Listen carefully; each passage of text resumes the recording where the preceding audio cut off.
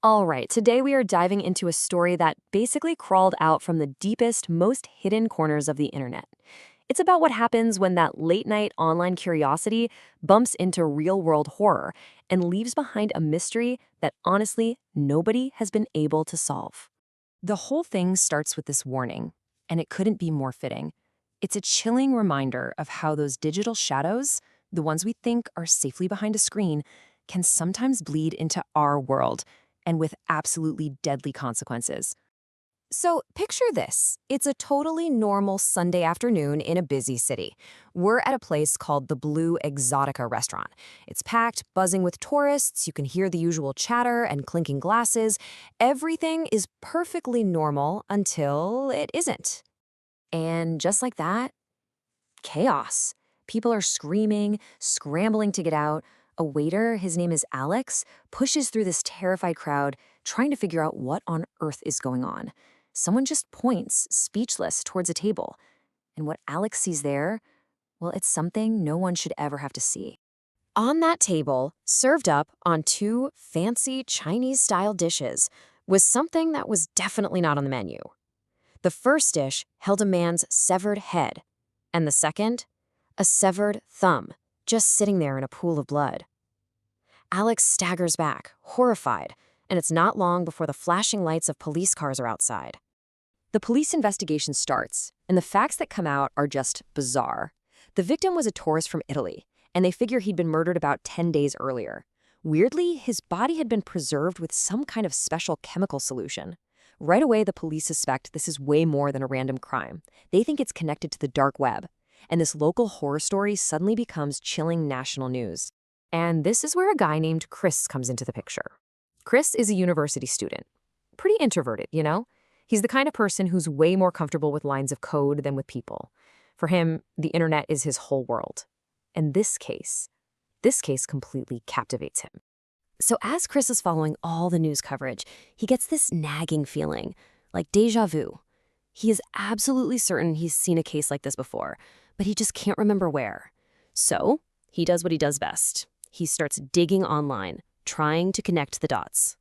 His searching leads him to a name, Black Mamba. It's some kind of secret group on the dark web, and suddenly it all clicks. Chris remembers the story he'd read, the murder of David, a computer engineer from Canada. The two cases felt terrifyingly similar, and Chris becomes convinced they have to be connected. Now, here's the thing you have to understand about Chris. He isn't just some guy browsing the web. He's a seriously skilled hacker. So, driven by this mix of intense curiosity and maybe a little bit of recklessness, he decides he's going to do what the police can't. He's going to hack into Black Mamba's website. After a solid 24 hours, fueled by who knows what, he's in. What he finds inside is the stuff of nightmares. Black Mamba isn't just a group, it's an assassination for hire service, and it's run with this chilling corporate-like professionalism. They have a literal menu of services with different prices for different levels of brutality. The worst, the absolute most horrific, is called third degree. That's where the victim is dismembered, and their body parts are sold online. And just to show you how twisted this is, a quote on the website actually pitches the third degree option as an investment. It promises clients that they'll get value for their money because the victim's remains are resold. It's murder, commercialized in the most gruesome way you can possibly imagine. As he's digging through the site's files, his eyes lock onto one file name. It's a PDF. David.K. Canada third degree. It's him, the Canadian engineer. This is the proof. He was a third-degree victim. Absolutely terrified, Chris just slams his laptop shut. Chris knows he should go to the police, but he's frozen with fear. I mean, if Black Mamba finds out they've been hacked, he's dead. But that curiosity, it's just too strong. He goes back online, and this time he searches for the Italian tourist, whose name he now knows is Sam. And that right there, that's when everything changes. First, he finds a video of Sam's torture. The screams are horribly real. Completely shaken, he looks out his kitchen window and sees a man in a thick black coat just sitting on a bench in the scorching hot sun, staring at his building. The man takes a phone call and then just melts back into the crowd. Later, Chris is at a coffee shop, and a little kid just runs up, shoves an envelope into his hand, and sprints away without saying a single word. With his hands shaking, Chris opens the envelope.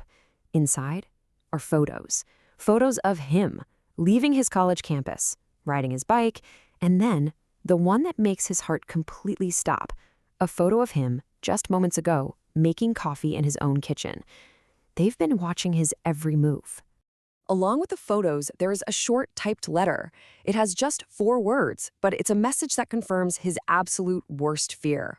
I can see you. The hunter has just officially become the hunted. And in that moment of pure, blinding terror, it all makes sense. Chris, David the Canadian engineer, Sam the Italian tourist, they all made the exact same fatal mistake. They walked right into Black Mamba's trap. See, here's the twist. Black Mamba's website has this insane security system that works in reverse. It's a digital honeypot. The moment Crisp reached their defenses, he unknowingly triggered a payload that gave them full admin access to his devices. His laptop camera, his microphone, his phone, all his files. They had it all. They were in control. Panicked, Chris races back to his apartment, back to his laptop, desperate to delete every single trace of what he's done. His heart is pounding as he logs back into the Black Mamba site, planning to just wipe everything. But as the page loads, he sees it. There's a new file, right at the top of the list. The file is named Chris US 3rd Degree PDF. He's next. He is now officially a target, scheduled for the site's most brutal service. So, you're probably wondering, if all this happened, how do we even know this story?